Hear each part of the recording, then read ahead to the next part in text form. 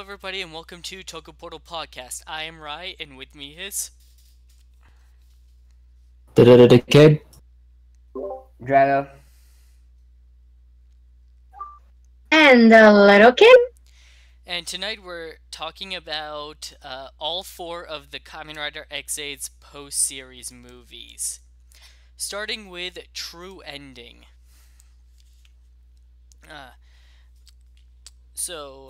To get started, let's just talk about the general plot, which was this little girl who's a cancer patient has to go through very risky surgery, and her father just wants her to be happy, so he tries to trap her in a virtual world where she can have a normal life. I kind of like this method of the kid is in a virtual world idea better than the one they did in Cho Hero Tyson. Just overall, however, that one had more emotional moments. This one was still good. I like the overall theme behind it. What daddies won't do for their little girls. Yeah, I would agree that it's a bit more palatable than turning the world into the ghost world. Or yeah, that was a bit crazy, but whatever that movie was about. Yeah, definitely Malika was a pretty good character, and there are some pretty sad moments in this movie. Okay. This at least the Madoka, the plot was actually believable, kind of, and yeah, then they sold this movie pretty well on the absentee father thing.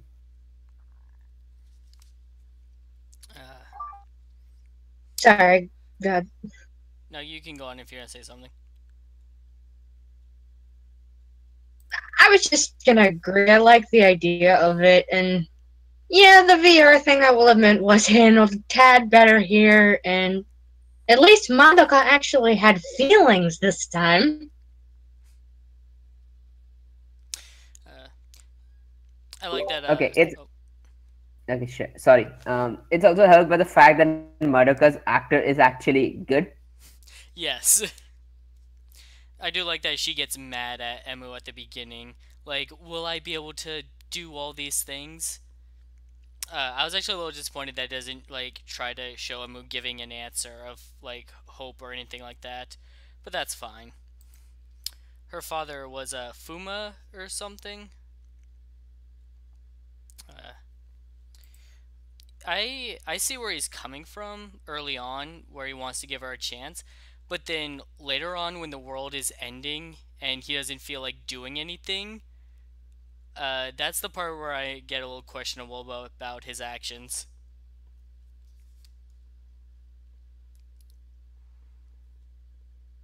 Yeah, that was a bit iffy. I guess he just given up. So he said, might as well team up with the crazy bugster.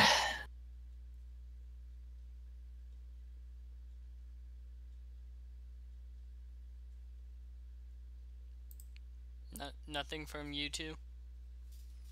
Nope. Alright. Well, I was just gonna say that I feel like that was sort of his last ditch effort for him, and when that was ruined, he's like, what the hell else am I supposed to do now? Because you gotta think from his perspective, well, I can't get close to her now. Her mom probably won't let me anywhere near her. And despite everything she's going through, Actually, at no point is it suggested that the mother and father had a bad relationship, I think. I think it was just that, it didn't work out between them, and so he left. And just wasn't a part of his daughter's life until she had cancer.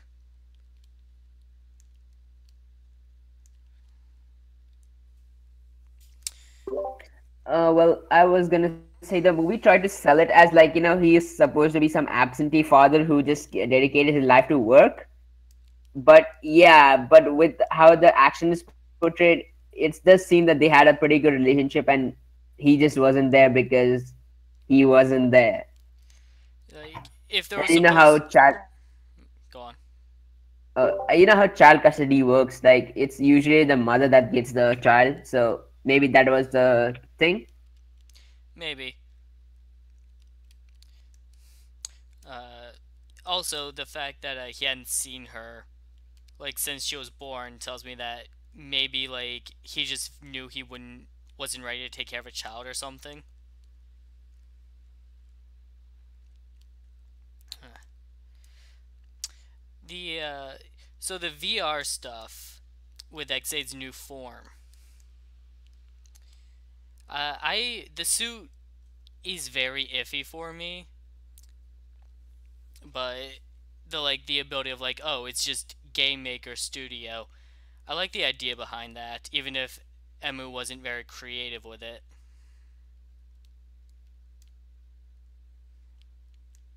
Yeah, Yeah, it was fun to watch in action.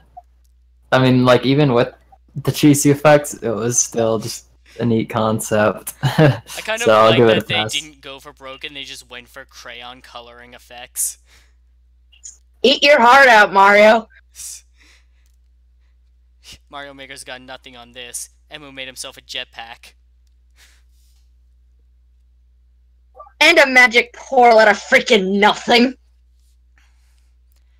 Which was a good Beat that, use of Bowser. that. Like, oh, this game doesn't have an Exactly! exit. Okay, I'll just give Screw the you, game I'll an make end. one. It doesn't have an exit. Screw you, I'll make one. Well, yeah. This one, it just shows that how I'm a genius gamer am and not genius game maker. So yeah. Yeah, gamers are not game creators. There is a distinction between the two.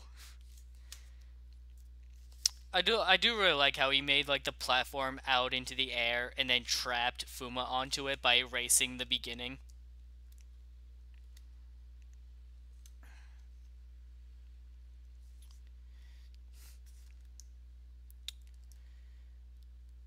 Um, so, the what's his name? The CEO of Makina Vision, well, Kagenari.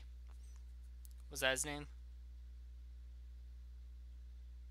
No, Kagenari was... Johnny Maxima, yeah. No, Kagenari was the father. Johnny Maxima? Really? Mm-hmm. That's Alright. the CEO, dude. Alright, well, Maxima. So he was a bugster all along, even in the main series? No, I think he just pulled a Masamune and Pretty much. infected himself. Ah, okay.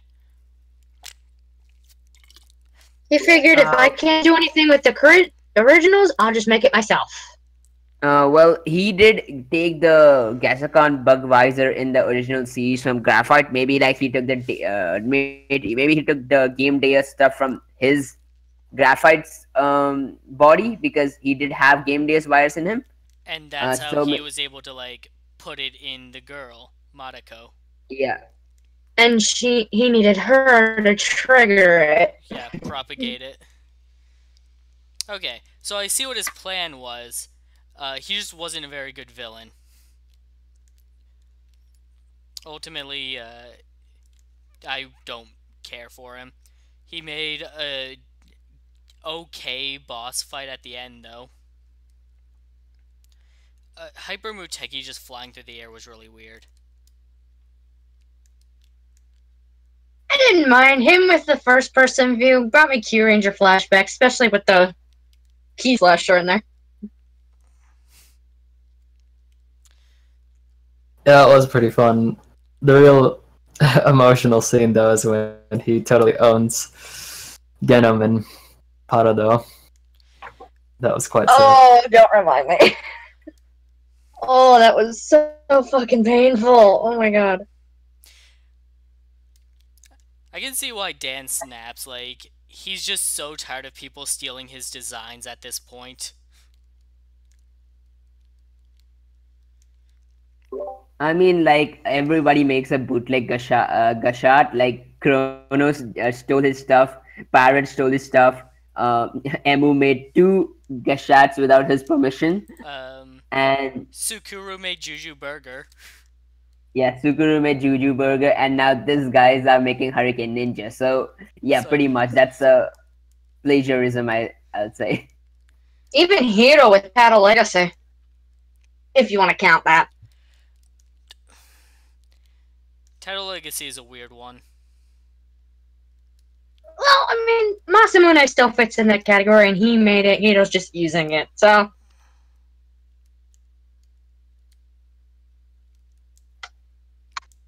Uh, but for sure, like the real meat of this movie was the Kagenari and Madako stuff. I do like when they're all standing in the rain when they confront him about what he's doing. And Emo gives the line of like, "Isn't protecting a child's smile and happiness of our jobs as adults?" Emo's a good guy. Can't disagree with you on that one. Yeah, I mean, the movie would have pretty much been over if crazy Johnny Maximo hadn't shown up. Yeah, because oh well, yeah, Johnny Maxima is supposed to be the a weeaboo game developer from America or something. Oh yeah, like he doesn't actually read Japanese. Yeah, and that was kind of funny.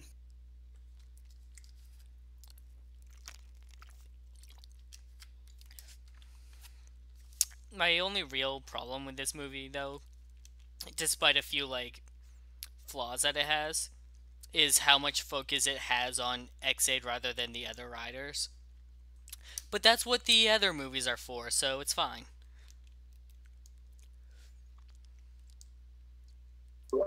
Well, yeah. To be honest, this is like X8's swan song movie because after that he doesn't transform at all. Yeah, that's what I'm saying. Like, I was at first disappointed this was only him, but then the later movies are everyone but him, so. who says side characters don't get love? Uh. Okay, I was gonna It say was really. another Rider series, but I couldn't think of one fast enough. Wait, you can think of one while I'm saying my stuff. But it really was good just to show like how much Emu has grown. Like he doesn't miss a beat this entire movie. He's just so mature and collected. It's just awesome compared to how he was in the beginning. Well, I would just say that Hiroki Ijima's acting has improved a lot. You can see that from the beginning of the show. Yeah, and that's the only thing I can say about this movie because I'm not really fond of it. It was okay. I like the Hurricane, the Kagenari stuff, but other than that, I got bored. Oh, really? That's a shame. Uh, then, Oh, well, we still got 3 more tries. yeah. Well, is there anything else you want to talk about with this movie? Because that's pretty much all there was to it, other than the few gags like Hero being the father in the virtual world. And Nico being a play schooler. Hey, she raised in a different division, so she was probably just like an upper student. And Yeah, Katsuragi steals okay. Ex-Aid's essence at the end. Yeah. Oh yeah, that's right. Build shows up, Oh, and we this have was like the confirmation perfect that setup. was Katsuragi, not Sento, right? Yeah, we do. It was That's Katsuragi. that's a topic for another roundtable, though. Yeah. Look forward to Heisei Final. True that. But yeah, is that it? Well, I was gonna Oh, say that the CGI was good when X-Ray transformed into Hyper Muteki. Yeah. Although, speaking of the build like cameo at the end, I highly disagree with him kicking Perudo's ass. That should not have happened. Yeah, it shouldn't because we see in the build Heisei generation final just that build ain't that strong. Like I'm compared to Ex-Aid and like compared to like a further version of Ex-Aid and stuff. It just that I think this is the pre like whenever new riders are introduced, they are like super strong syndrome Yeah, that you can't have them it's a show up. You can't have the It's old rider the show up the new one. Basically, yeah, it's you have the debut win condition. yeah, and they also like explain the why like Dan lost in the begin in the new movie, right? They explain why Dan actually lost in the this one. What he lost to build in the series. So yeah, and that is pretty okay. And that they fix all the plot holes. I mean, all right. We ready to move on then? yes. Yep. You betcha. All right. The Another Ending trilogy, the first one, Brave and Snipe. So Lovelyka was a big surprise to see in this movie. But I like how the actor is in this movie as opposed to the main series. I actually like him a lot better here.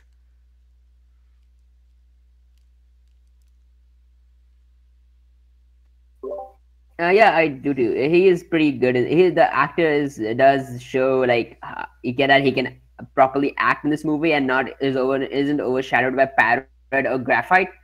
So yeah, and doesn't get killed like in an instant like in the series. So Okay. Don't get me wrong. I do agree with acting was much better in this one, and oh, certainly. The problem is, oh, honestly, the only character I'm emotionally attached to is Mako, and this is actually the first one actually involves my least favorite Bugster and my least favorite riders. So this Oh. first, okay, before you throw hate at me, I do like Brave and Snipe, just not as much as the other guys. So I don't hate any of them. It's just This was not the my worst for you. preference. I have to agree with King. Except I like Snipe. Other than that, I agree with King. These are my least favorite characters overall in the entire X8 series. I mean, true, they're And not the... not just. Sorry. No, you go. It's not that I hate any of them. It's just that, I mean, through Ex-Aid, there are a lot of ties to be built. Like, even with freaking Kuroto. Now, granted, I still hate his scrawny little ass, but still.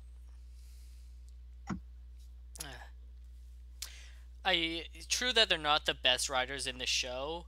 I do like how they were brought together here with Saki, because it's Brave's girlfriend and Snipe failed to save her.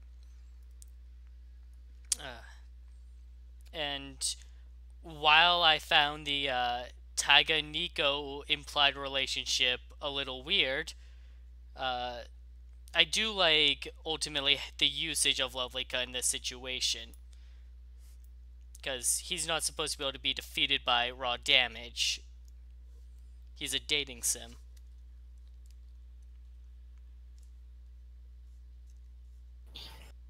Yeah, it is fun that they kind of force the two most, I guess, closeted characters to confront their feelings and shit. It's pretty funny. I kind of wish Lovelyka had some sort of a backstory, but apparently he's not even complete. So That's yeah, because he hasn't that's weird. killed anyone this time around. But he has a human form. Well, yeah, So does he? but So does he have to get a human form again after he came back to life? I'm no, confused. I think But his I don't human care. form just carried over from the last one. but he's still not complete because he has to re-kill a new host, I think. That or he's just an asshole and already had a human form. Um, I've said it 1,000 times and I'll say it again. That dude is a fucking stalker and I can't stand him. he's supposed to be a dating sim protagonist. That's why.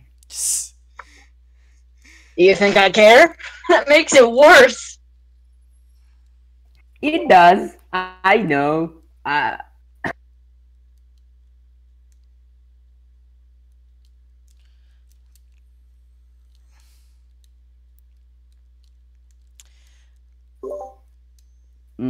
Yeah, well, I was gonna say, there's one character that made this okay movie a bit bad for me was where did that American Japanese guy called Luke come from? And Luke? then Oh he was yeah. annoying as shit, and he was creepy. I felt scared. Yeah, like, I can see why Nico didn't want to be around him. Like, the things that he was telling her were very stalkerish things to say. He didn't say, like, I want to impress you. He said, I want to make you mine. You're all I think about. That's the inaccessive kind of person that you don't want to go out with. And this is why America gets bad raps. Oh, yeah, that's why. Okay, one of the reasons.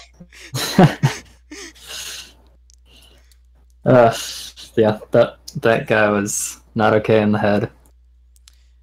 At least his acting was I'm okay. I'm sure he had He good played the part well. intents.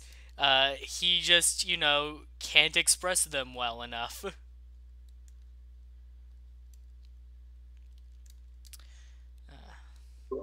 Okay, yeah. I like the fact that they fleshed out Hiro and Saki's relationship. That was good. The the whole thing about Nico moving to America seemed a little weird though.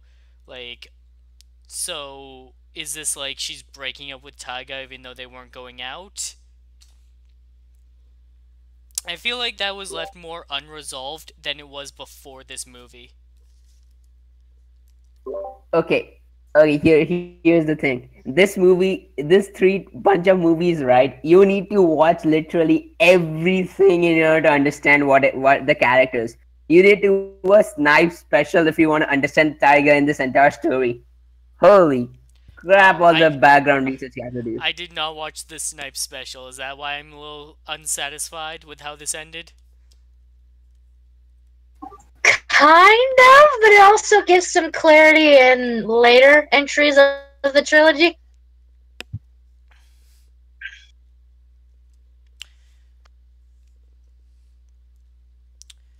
Well, I, I, sorry, I had something in my mouth. I did think that Taiga using Kamen Rider Chronicle again was pretty good. It felt like he didn't get enough use of it when he used it in the show. Like it was given to him and then taken away immediately. I'm calling it. Kronos isn't Masamune's. It's Taiga's now. Fight me. Come on! I mean, Yeah, he has actually, to I use... do agree. Thank you, because he has the means to use it whenever he wants now. It just nearly kills him. No, I don't think so. I think it's not because now he is technically used to using Chronicle at least for a while, and the more immunity it builds up, the stronger Kronos gets with Taiga.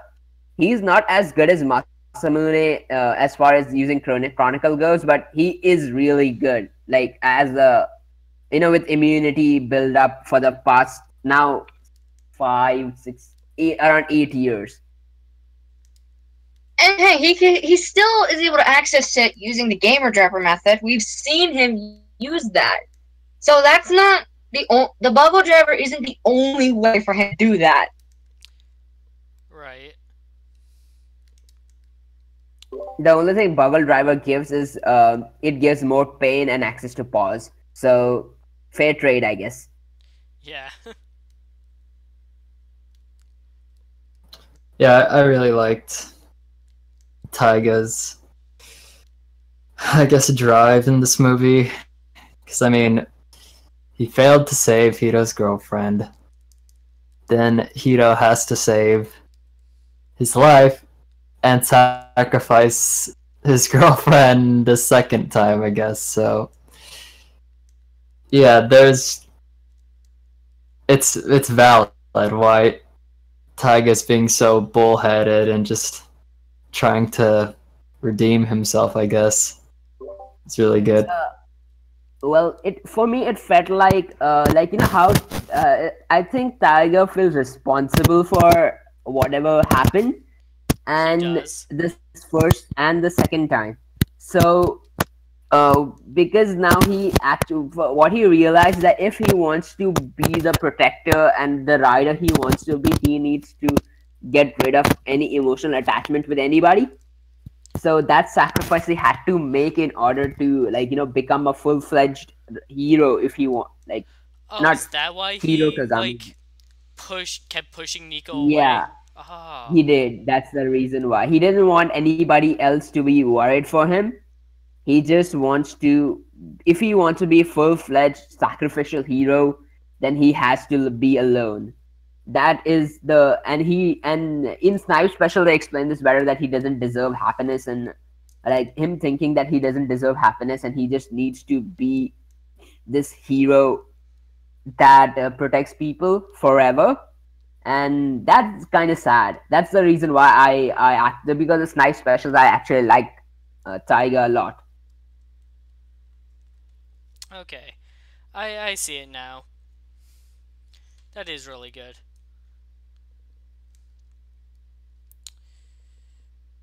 He- let's see here. There's also like Hiro and Taiga's relationship because they're still competing with each other, but for the same thing here. They could have worked together, but no, they were both too proud of themselves to do it. They both had to like leave it into the up to them and be the one responsible for it.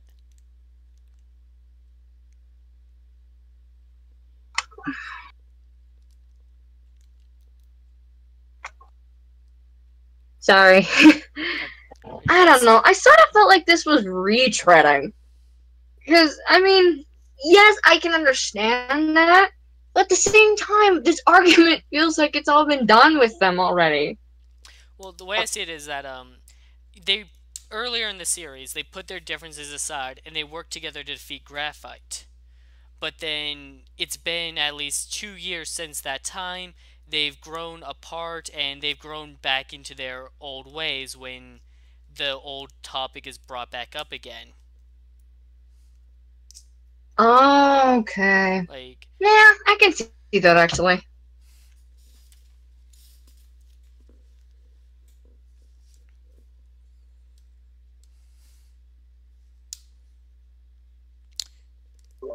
Yeah, and the first time that yeah, and then well they just do give like Kuroto that Kuroto explain how Kuroto escaped in the Hyper Battle DVD, which you need to watch. And then Kuroto releases Lavlika, and then he has to combine with like Saki to become, I don't know, immortal, I guess. And yeah, and the first time like Kronos, Taiga first transferred to Kronos was really cool, I would say, with the bug visor.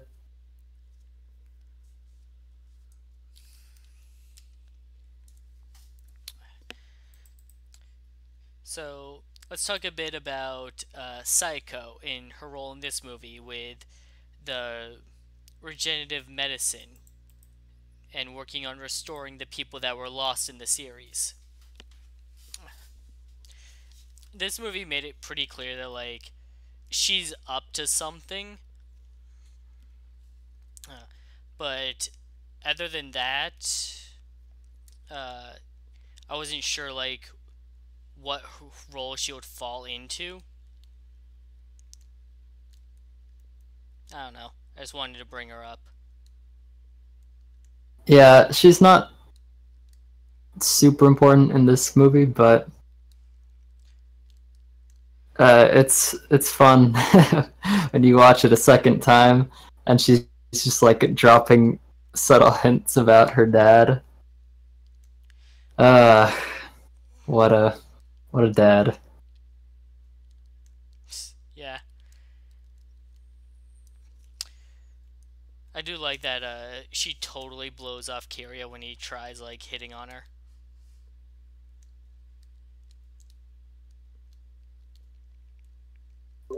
Yeah, pretty much. And yeah, and also I, what I didn't like in this movie, that in the end, the fight scene at the end, they were the only thing Tiger did was like free Saki from Graphite's from not Graphite, sorry, Lovelika's control, and he couldn't even hit Lovelika. Uh, but Oh and then right, Tiger just came, then Hero just came in and saved the day. right. That I felt unsettling, to be honest. I really wanted both of them to work together, and then would have beaten him like how they did with Graphite. Would have made it for a much more satisfying conclusion. Probably, but why I really like the way they did it is because Lovely Cut keeps going on about how like someone who doesn't understand a woman's heart can't beat him because raw force doesn't work. You have to have he's a dating sim. You have to be able to like understand someone. And this is the moment when Hero finally understands Saki's heart. He finally gets it, and he finally gets why he's been in the wrong and why he hasn't been good to her. And that's why I like it. It's all the regret that lets him win this fight, which Taiga doesn't have because he threw Nico aside.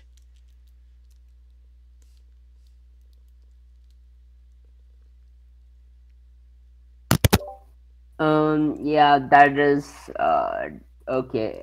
But but the ending was really tragic, to be honest. Like, the entire thing of Hero being Link who can't save Zelda, or the Mario who doesn't isn't able to save the princess.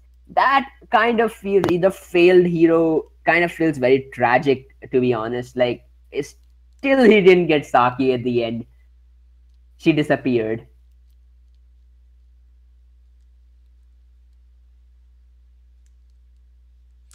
Yeah. Yeah, Taiga gets a happier ending in the third movie.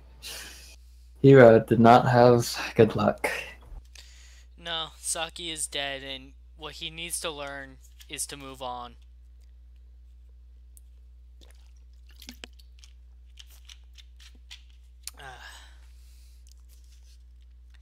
Anything else about this movie? I think that pretty much covers it. Nah, nothing. I'm good.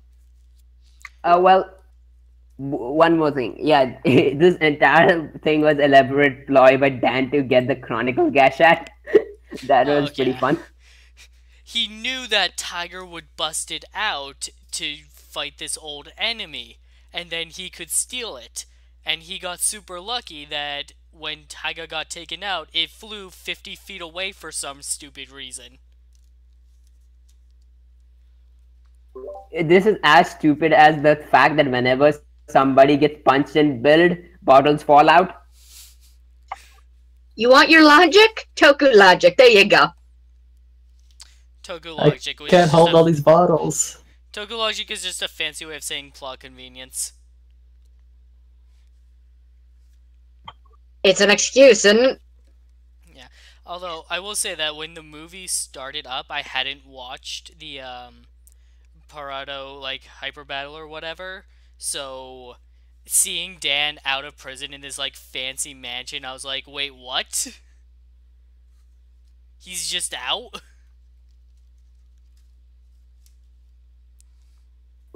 Yeah. I don't know. This in Ex-Aid, even hyperball videos like actually make a lot of like is becoming oh shit. I'm just spacing out.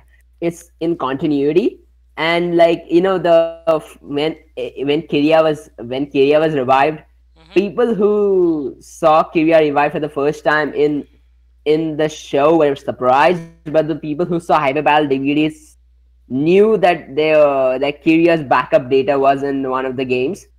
And then from there he got the level zero Geshat and everything, and and that's why hyperball videos in X8 are very important to the plot. Oh. In this case, Paradox was basically where Kuroto tricked them into some game universe, and they had a one-off cash app because when don't they? And somehow he was able to use the data he pulled from the game to escape while they were distracted. Okay. I'm glad that we decided to do all these in one podcast because it turns out there isn't actually a lot to talk about with them, is there? Or at least not a lot of time to spend on them. Well, except true ending, like this Brave and Snipe Paradox and Poppy and Game versus Laser is technically one movie split into three. A 3 hour movie. Brilliant. Yeah, pretty much. Hobbit ain't got nothing on them. Alright.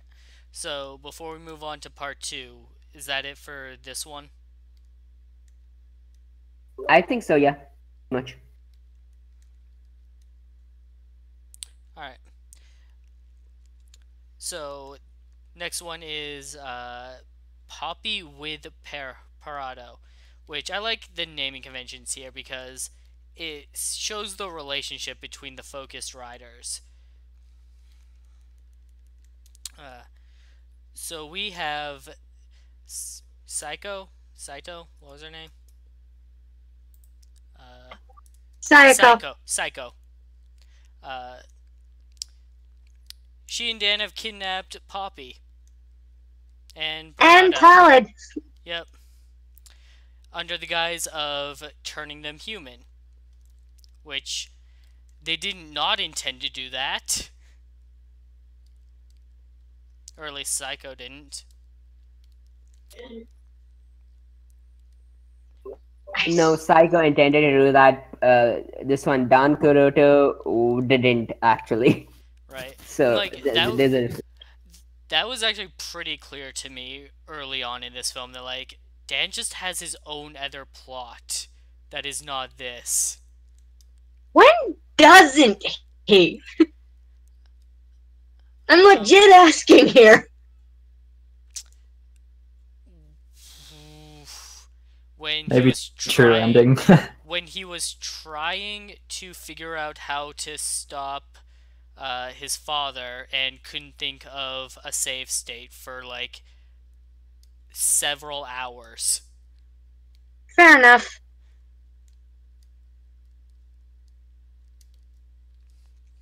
Um,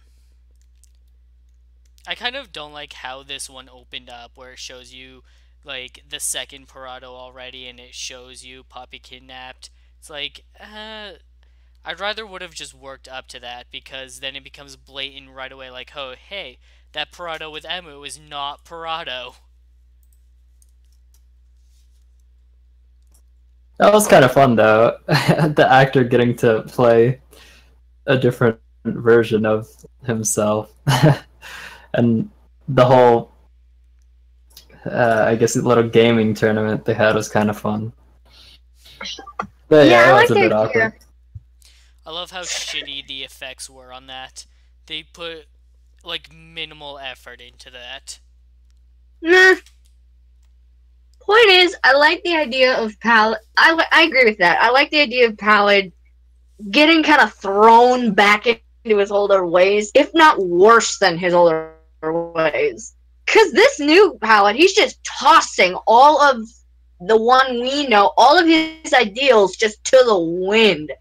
And as much as I adore Pallid now, just seeing this smug, cocky, arrogant son of a bitch kick ass I gotta admit, that was kind of fun, and it was so good. It was so satisfying for him to get us just desserts.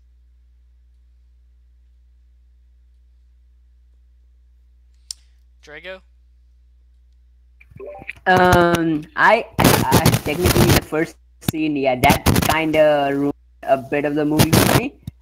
And also I like the fact that this movie just is there for to showcase how Parrot and Emu are like their relationship like as like brothers or like twins or like host and symbiotic relationship between them. That was pretty good in this movie. Uh, and also the fact that when I got to see Graphite again as a glorified cameo, not glorified, opposite of glorified cameo. Uh, a 360 resolution one? Actually, you know what? That's Yes, giving yeah, that too much credit. Like 144 resolution? yeah, pretty much. Uh, and like my only like complaint is that, and this is with myself, I forgot his name when I saw him. I was like, oh, that's fuck, graphite. That's it. Um, but yeah, it was nice to see him in Dragon Knight Hunter Z, which for some reason they made look like a fighting game, even though it's I clearly think it's supposed to be Monster Hunter. I think it's supposed to be like how those every game has like some visual novels and other types of games have like fighting game spin-offs. Maybe that's Uh, what it is. maybe.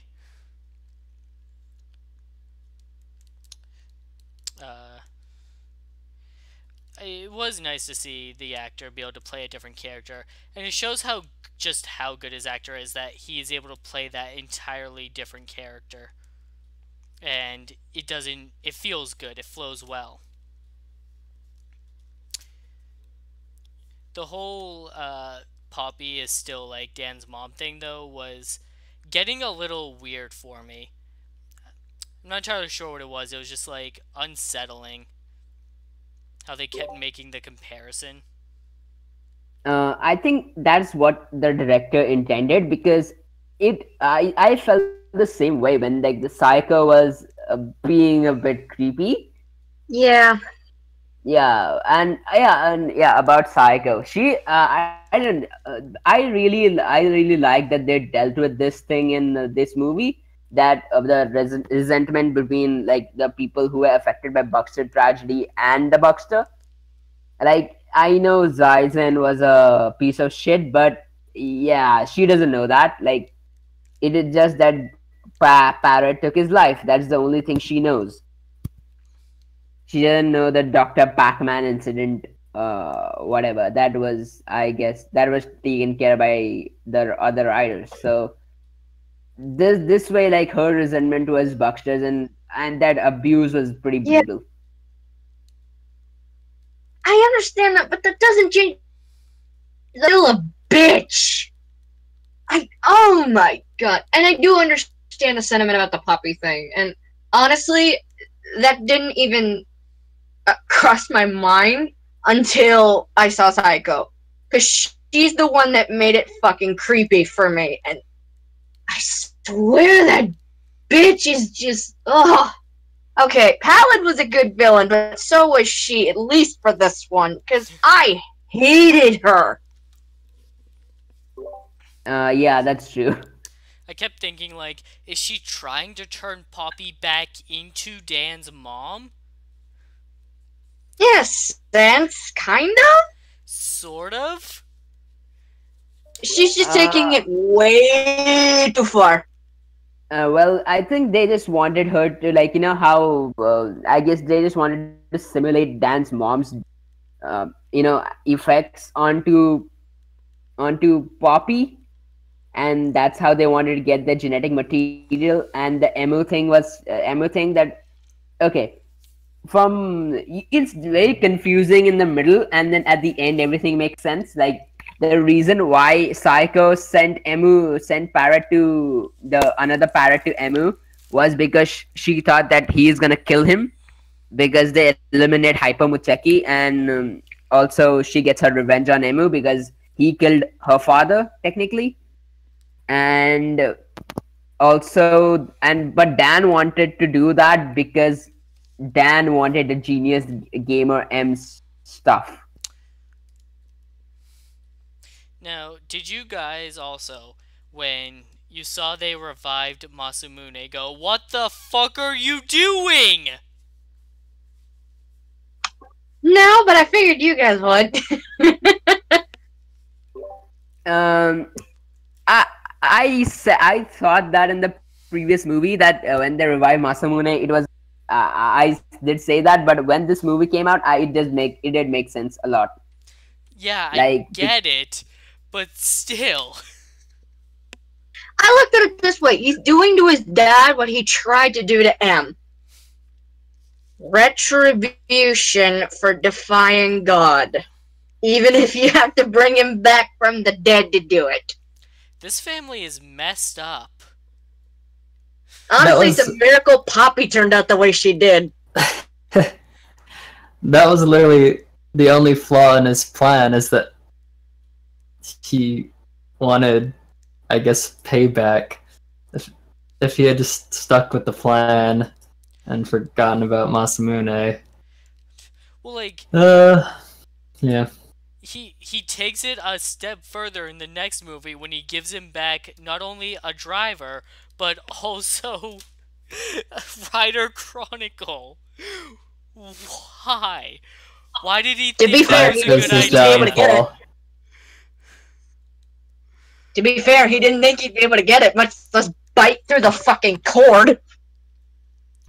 True, I get that. And I'm left in a position of, I feel like I should be rooting for Masamune here, and I can't. I just can't bring myself to do it. Which is fair. But at the same time... Dan is a great villain. He is fucking insane. And you question everything he does in a good way. And okay, I say I know that, but you know what? This movie had the sickest burn in Ex-Aid, I would say, and it was very harsh. Masamune literally said to Kuroto that you were the biggest regret of, like, you should have never. My biggest mistake in the life was making you, giving you life. Bringing you into this world. You should never Yeah. have been born into this world. And then Kuroto's face when he hears that was priceless, I would say. Like, how do you His- respond to that? How do you respond to your parent telling you, like, I wish I never gave birth to you? Like, His oh face my god. was just like, time to move on to phase 3. It's like, well, he's not getting untied. I can relate to Kuroto because my mother said the same thing once. So Oh my god, Yeah. are you okay? yeah, pretty much. That is horrible. I'm not getting into that topic. Let's not. That is a serious issue. It is, but pretty much move past that. It's fine. Sorry. I will just say this though, people, if you have problems and you need someone to talk to, there are hotlines for it. There are numbers out there that you can call. Or you could just make a new Gashat and kill your dad. Or you Well- could not do that. Because we all saw how that ended. To each their point is, Can you just cut out don't that do there? what Kuroto did. Yeah. Alright, any more about Paruto with Poppy? The only thing we haven't talked about is the big fight at the end, which was honestly pretty lax for a fight. Yep, and also the fact that like Kuroto looks at the human in his, because okay, Saiko's plan failed because not Kuroto, Parrot is half human because of the reprogramming thing that they did way back when he turned into Perfect Knockout. And that was actually a really nice callback to that moment. And Parrot broke free, saved Poppy, and the fight was meh, I would say. And this was all right, actually. The movie, I enjoyed it compared to the previous one. Uh, and also how like Kuroto just comes up from the bush to steal uh, to steal another parrot and take and then literally put his mouth on the buggle driver to eat the thing. That was weird. Oh god, oh god. You just reminded me, Drago, that I now know what Dan's butt looks like. And that is certainly an answer to a question I never had. Yeah, pretty much. Dan was Dan staying is sitting up naked on top of the waterfall to create the gashat was really hilarious. My question is, did we need nor want that answer? No! Thank Nobody you. asked for this! It was appreciated though. What? Oh. By certain circles. Oh, you did fucking creepy. Just when you think he can't take it any It's further. very lean. For those of you wondering at home.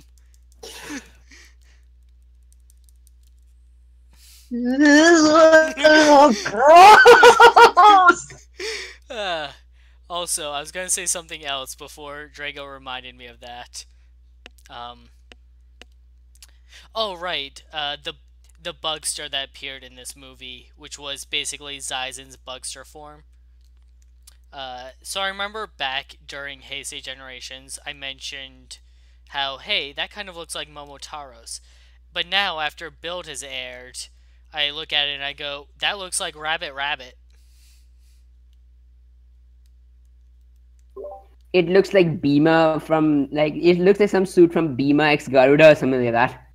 I do not know what that is. It's some other Toku. Okay.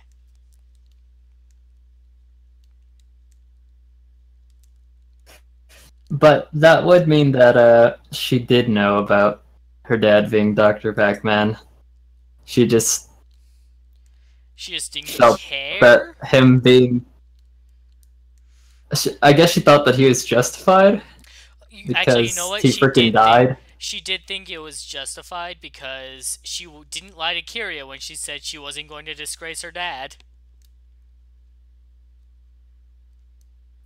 Oh yeah, and in both these movies, Kiria was Kiria was just in the background, like just showing up occasionally. Kiria's the true hero of this series. Yep. It's a good segue into the next movie. Yeah, which I think we can all agree is objectively the best one. Yeah, it is. And holy crap, this movie is good. So we open up with a horde of dangerous zombies, like, attacking people on the streets. What a way to kick off the movie. This is Dan's plan. He will revive one of the lost people for everyone that is defeated, but any civilian that's getting bitten by one turns into a Bugster zombie forever. Have fun. Enjoy the new game, Zombie Chronicle. Take a AAA title and add zombie mode to it.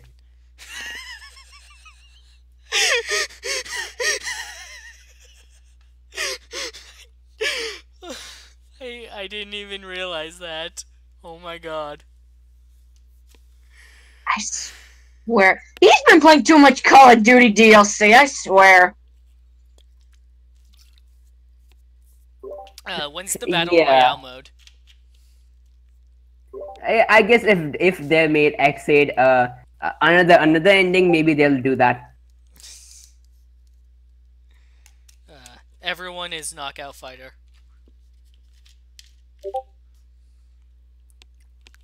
That would be Super Smash Brothers. You heard me. Uh, and yeah, and then they did like did show Kiriya going and like him like I don't know visiting his best friend's grave from Yeah, way back. They mentioned the one that he and feels like he killed because he told me he had the Buxer virus, and then the guy ran out to the street and got hit by a car. yeah, and yeah, and he blames himself and Dan for that, and then he how he got pissed at at Dan like in this movie. I really liked it. I That mean, like was. Kirya isn't the okay. I Sorry. was just gonna say that Uh, was one of his best moments in the entire series when he gets legitimately upset. yeah, and also the fact that in this movie is basically Kirya's shining moment from all the shit that they didn't do with him in this show because he was not there half the time. It was really, really good. Good that they made Kenya the protagonist of the series, and the way to end it off, like they killed both Gem. Sorry, they actually made Gem and Laser fight.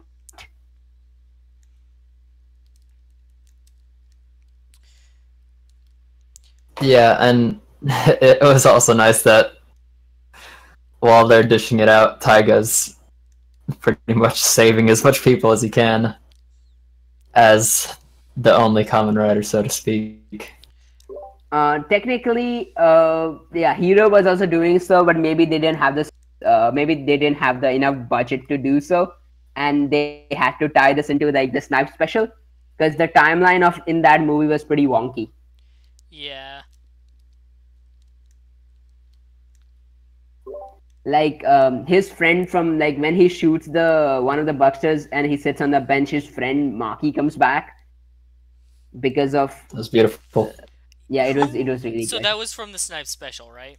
Yes, and the very beginning of it is in the movie, so. Although they clearly didn't know what they were doing, because if you've seen the Snipe special, you'll know why it's so fucking wonky. Yeah. 'Cause Yeah. I had no idea what that Uh, was. And then I remembered I Okay. hadn't seen the Snipe special. Oh, Snipe special is like it actually the only reason why I like Tiger a lot is because of the Snipe special. Because without that, you don't get context to whatever character growth he's having in Ex-Aid much. Yeah, Yeah, that's why. I need to enlighten myself. There was also that scene of like the girl being like, "I'm gonna go rescue my dad," and then her dad like happens to get revived from the one that Snipe killed.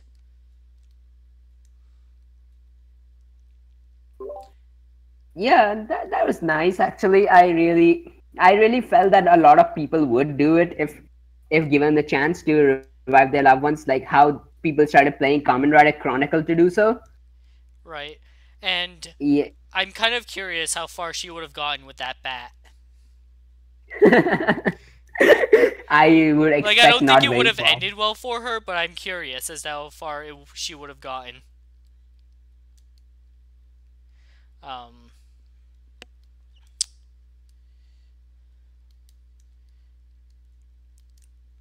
Emu, like, go okay. on.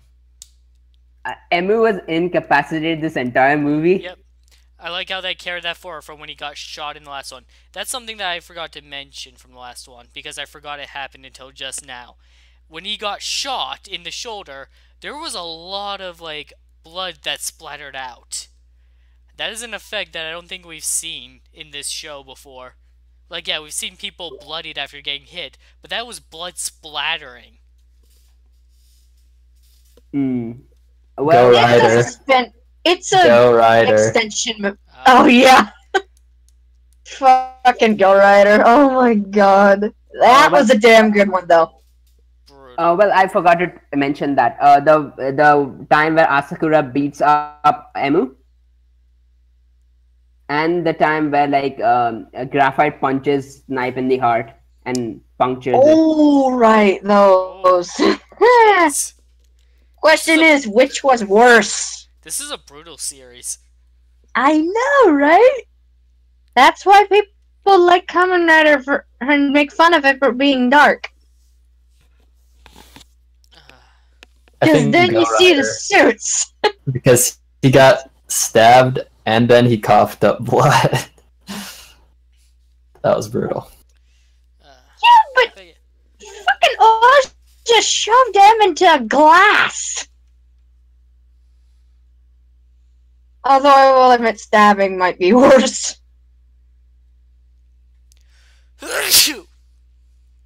Excuse me. But yeah, I like how the continuity there of Emu is still hospitalized from his gunshot wound.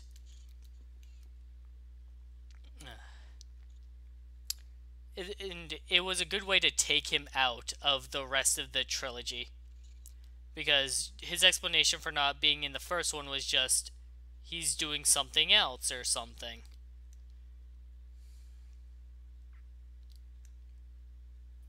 Yeah, and that's why I didn't. First one has a lot of problems. You get the feeling that it was the first one.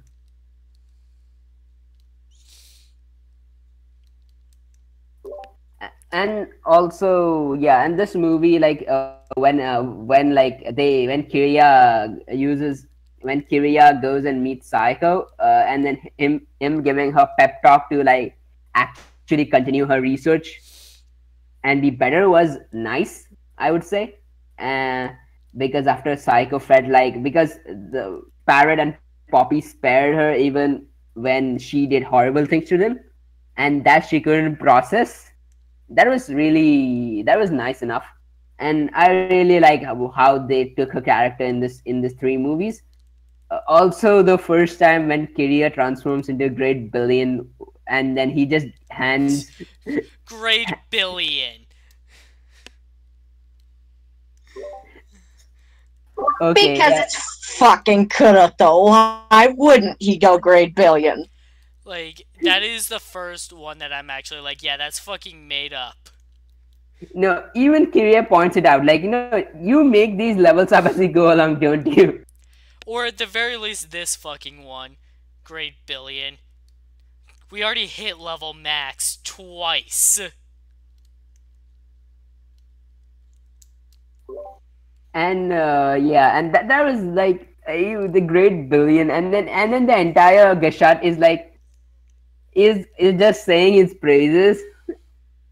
That was really funny. I like the Mighty Maximum remix where it just says Dan's name.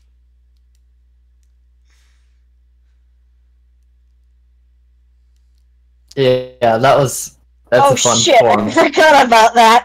Yeah, instead of Zuban, it's Kurotodan. It just straight up says his name. Because of fucking course it does. Because that's how And- egotistical our main villain is. No, I imagine Hironobu Kageyama just screaming Kuroto down in the recording studio.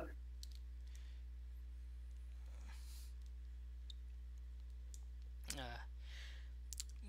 I like the coloring for the Black Mighty Maximum. It works really well, and it's nice to see Dan return to the effectively the Black Ex-Aid form. Okay. With what happens after Kronos shows up? that was priceless. The fact that after pause, like Dan just pretty much moves, and because without Hyper Mucheki, and then he slams the bloody moon in Dan Masamune's face. Okay, yeah, I forgot about that. So first off, when he first was like pretending to be frozen, I was like, after making Hyper Muteki, he should have included that kind of power inside this suit. And then he does it. It was like, yeah, okay, that's what I expected. But I didn't expect him to fucking grab the moon and start swinging it around. Forze would like a few words with you for using the moon as a fucking boxing glove. Also, did you put that back where you found it? There's gonna be some problems if you didn't. Oh boy. Oh, he's God. He'll handle it. Pretty much. And and literally he flies off in space. Like this is one of the first few times out of four, like in Rider that we see space. Even Forza uses portals, but that he just flies with Masamune on top. And he said something effective, in space there is time is different. And I was like, wait, that doesn't explain why you were able to move in the pause. But then he like flies into space. I was like, oh fuck me then, that's something different.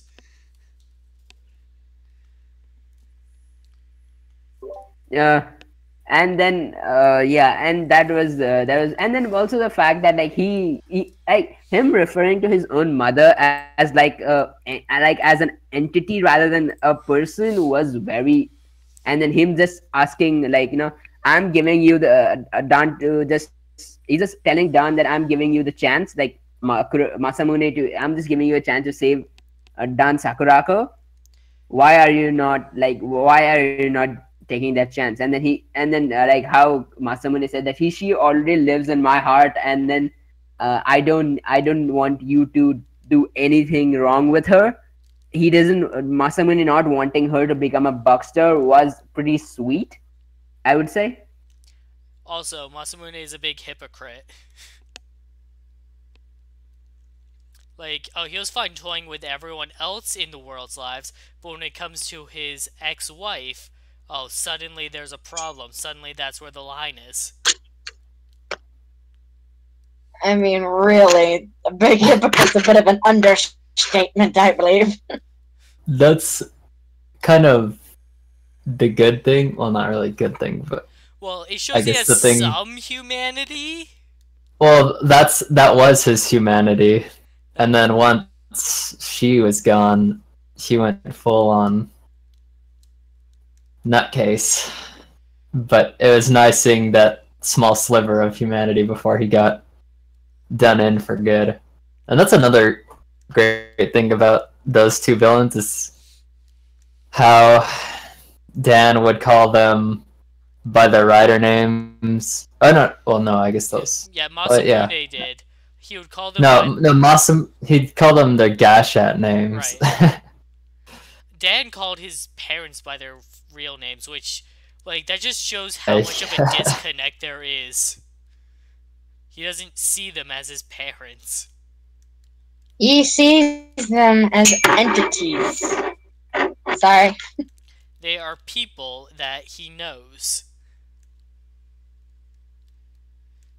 Although, is this, like, I don't recall Masamune referring to Dan as his son as much in the series as he does in these movies. So that's Because something.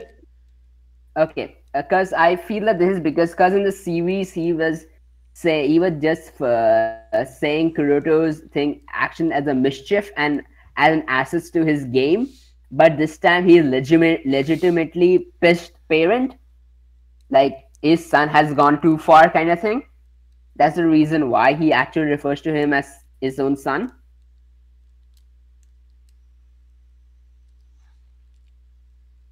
Again, hypocrisy, but yeah. But it shows what humanity he would have.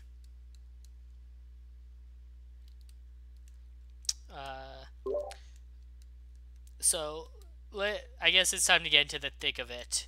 The big fight between Dan and Kiria.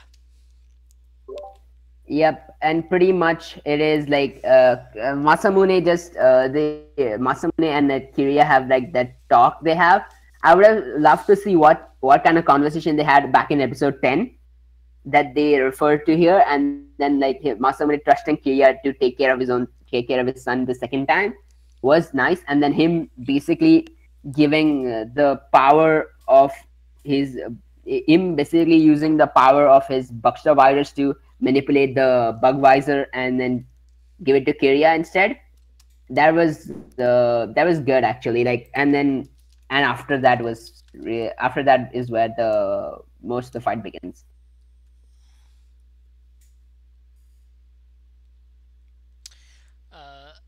I still say it doesn't justify how much of a dick he is.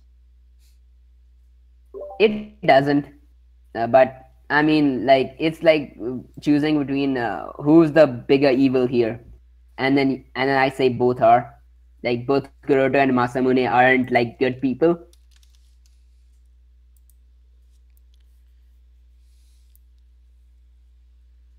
I do like that Kiria got a cross Z charge form.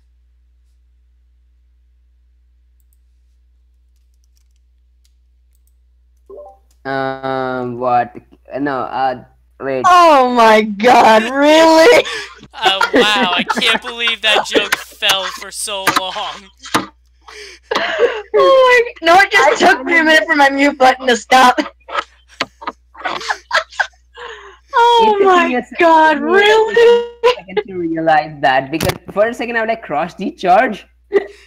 It's like, Then you must think and then about there's just it. silence from you guys, and I was like, what was that not clear?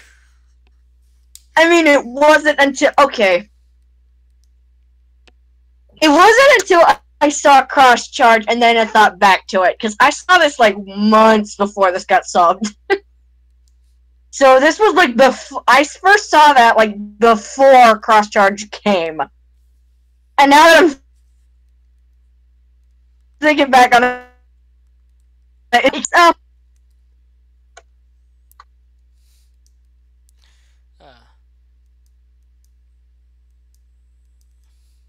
Uh, but really, I do like how they did this whole setup, because it's a Giri Chambara, which is the same one he was using back at their initial fight in episode 11 or 12 or whatever.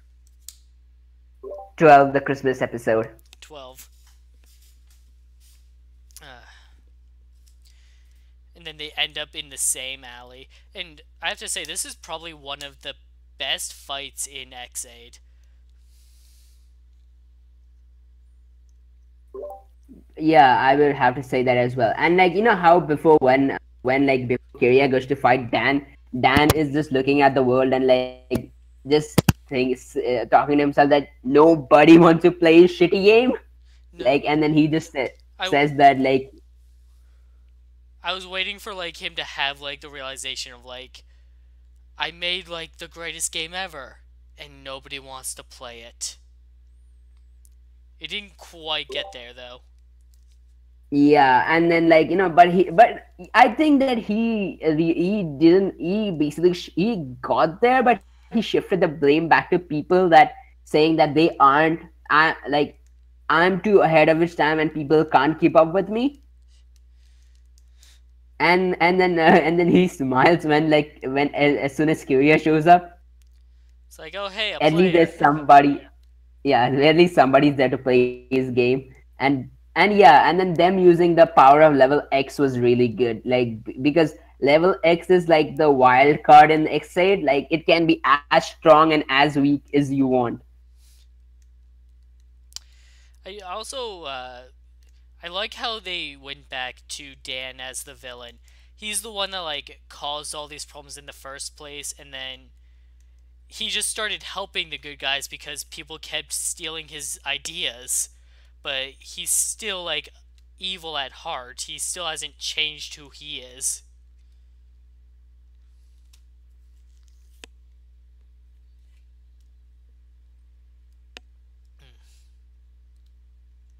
Yeah, but then that ending. You can't say that he's pure evil. He's just super, super twisted.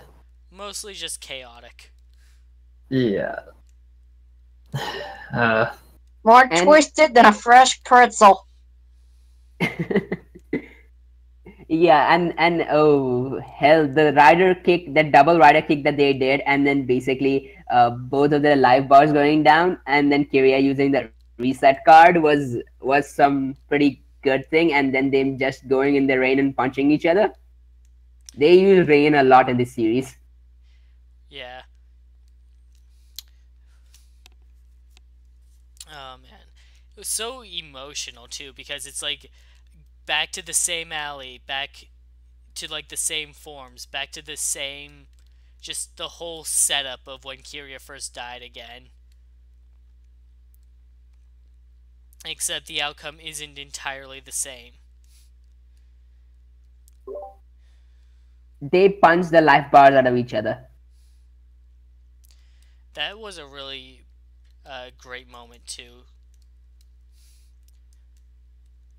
Uh, You know what I like about this scene rather than any other deaths in Ex-Aid what? is that in Ex-Aid, whenever they died, it's just because after using a finisher or something like that. Here, it was brutal. I would say, Yeah. like not in like the traditional sense, but it was very brutal in terms of how much emotion was with them when they were fighting. Here it carried weight. I was like, I was like actually about ready to cry too when Kiria died again. I legit cried when both of them died. And Vashi told me that he Same. cried. Yeah, because and then no, especially it was very powerful when like Kiria like basically exposes Dan, and then Dan like all after all this grandiose god stuff, when he died, he admitted that he was human. That was very powerful for his character, even at the end. And I really like, and even at the end, I he's just like, I wish I could be reborn to a place where the people can keep if the, but I don't know whether the people will be capable to keep up with me or not. That was pretty good. And then Kiria with the people of that era will blow you out of the water.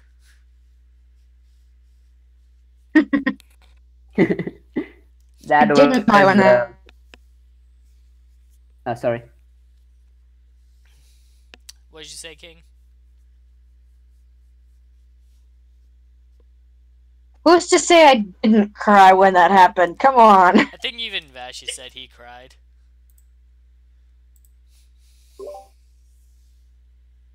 What really Okay. sidetrack was when Emu shows up and freaking Kuroto like has a non-psychopath legitimate smile, and that's when I knew like something's up. This wasn't just another crazy power trip. I mean, it was, but But it was, but there was a bit there more was some to purpose it. to it. It wasn't just him like giving everyone the answer though. Like I think he was satisfied with the ending, with being defeated and being bested. And yeah, and also the fact that we find out the entire reason why Kuroto did everything in the first place is because medical science was unable to save his mother. Like she was about to die, and he was very unsatisfied with what he got. And so he took the matter in his own hands to do the entire Buxter virus thing, and blow it way out of the water that what he was what he intended to do. And I really like that they actually did that to a character.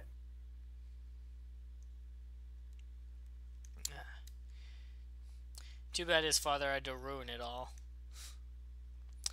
Yeah, it was a great way to sympathize with him because we finally see like what his motivator for even starting this whole thing was. This whole mess.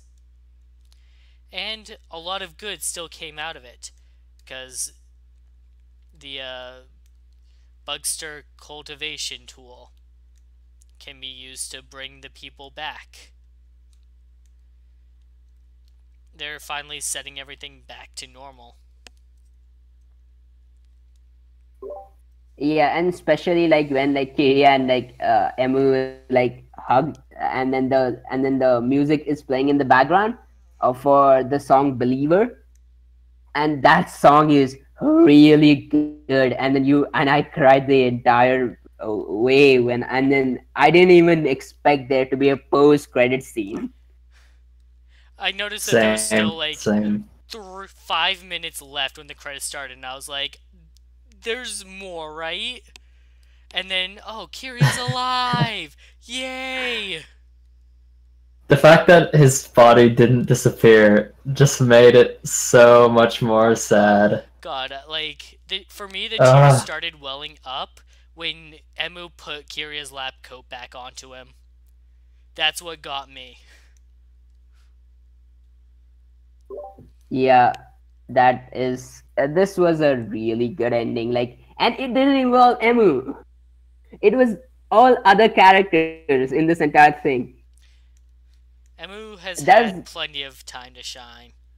yeah, and yeah, but I think it's really kind of it's good that they decide to end the entire arc of a show like in a movie that doesn't involve the main character transforming at all.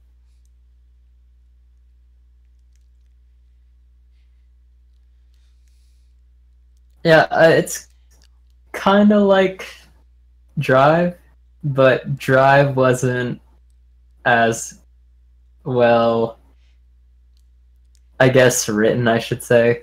It was kind of jumping back and forth between characters, but this is just like one epic finale, and It, was really good. it is similar to how Deno's final movie was mostly about the end, rather than any character from Deno.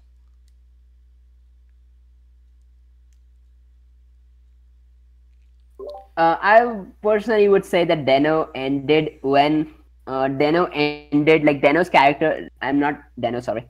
Momotaro's and others, their character arc and everything ended at the final countdown. The final movie of where Takeru Sato shows up as Deno, and the rest three were just giving context to the characters. Like, I mean, I didn't particularly like the first one, but the rest two were really good. I found Yeah. them really good because we got to see the end as the end in a Deno movie, and that was pretty fun. I feel like that movie makes a better end for Decade. Yeah, and we what we got as superhero Tyson was the worst end we got for Decade. God, let's not talk about that. Yeah, I've kind of been a little tired of Chuck Tyson lately. Can we move on, please? Yes. Yay, thank you. So that's the end of Ex-Aid as far as I know. Like they don't have any more movies planned. Wait, we didn't say what happens in the post credit scene.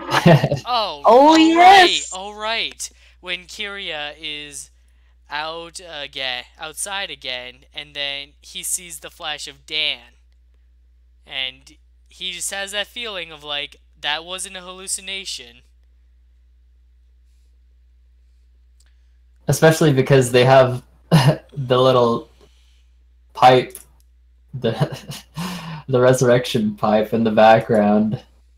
Okay, let me. I was just gonna say this. Yeah. Before that, like when Kiria gets revived, like when Kiria finally becomes human because of the God Maximum Mighty X and Psychos in the Buckster Racing game, and he finally becomes human, and that was really nice that Kiria finally got his ending as a human being, and now all the other people can be revived again because a lot of people were revived when they became like when they defeated the dangerous zombies, so now they can be human again. And also the fact that and then the fact that Psycho actually now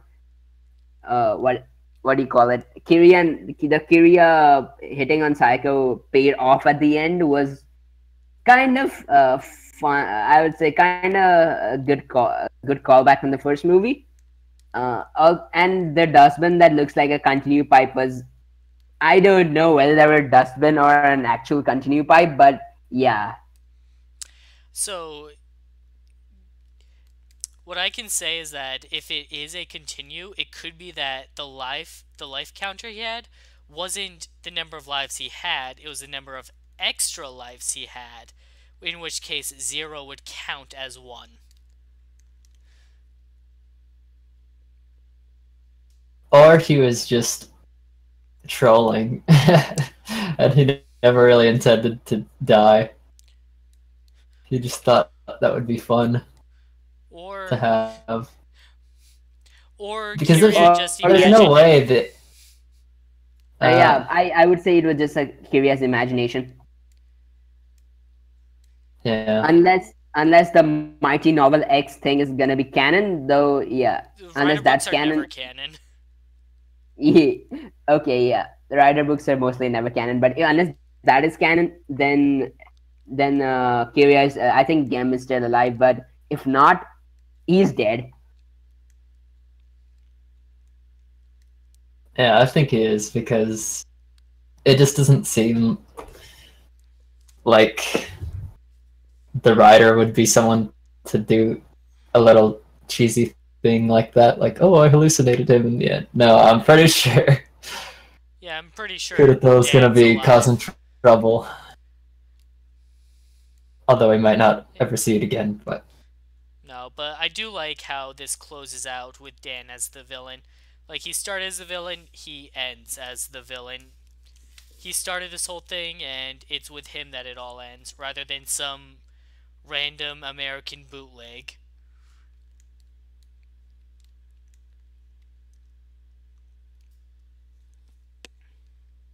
Yeah, the true ending wasn't exactly true ending. I will sue them for marketing.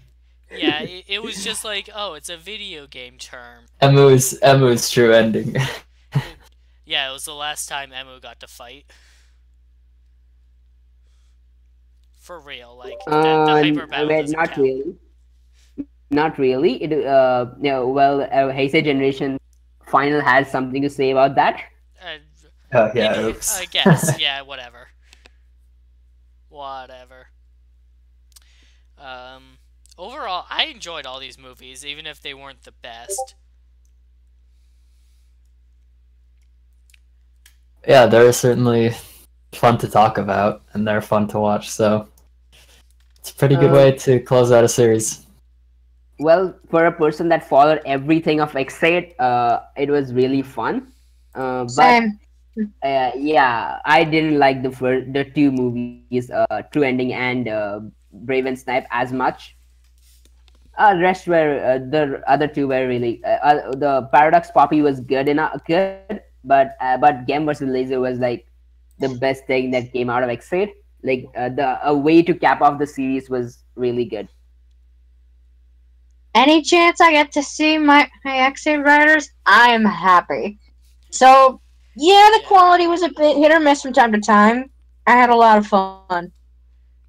I Mm. didn't realize just how much I'd missed Ex-Aid. I just like it more than Build. Personally, I'm more fond of Build as a series than Ex-Aid, but I really like Ex-Aid too. It's like I don't know what kind of time we live in where we got two great rider series back to back. Uh, Yeah, at least because I, because this one some of the series that when you watch something back to back like W and Double and O, that was really good. Two good series back to back, and now we got um, X8 and Build, and I really like it. I think that now after Build is over, I hope the next one Zio is also good. yeah. And then it'll be like that time we got Ryuki, Fies, and Blade. Yeah. I personally I don't like Ryuki, but Fies and Blade were really good. Well then. I didn't watch those in order, but I liked them all. Yeah. Alright. I think I've said everything I want to. You guys, any final thoughts? I'm good. Goodbye, Exaid. I'll miss you. I hope you don't come back though, because I don't want anything else to happen to this series. What did they say? What was the line at the end of this movie? The game, never ends. The game is Oh, forever. the game is forever. The The game, game is is better. forever. Yes. No, okay, no. The reason why I don't want anything else to come from Exaid is because I don't want it to be another Deno. What about Heisei Final? Yeah, Heisei Final doesn't count. It's everybody a rider crossover movie, and it was good.